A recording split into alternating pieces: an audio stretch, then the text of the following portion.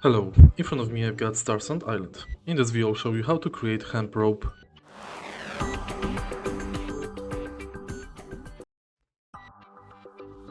In the beginning we need to collect fiber, so let's go to tree and chop it down. Once we've got some fiber, make sure you've got blueprint for spinning wheel. You can buy it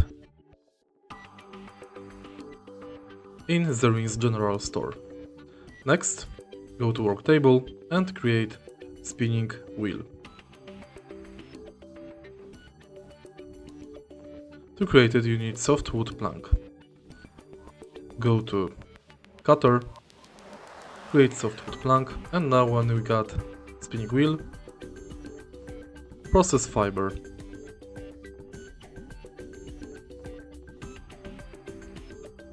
And that's it. If you found this video helpful, please leave like, comment and subscribe.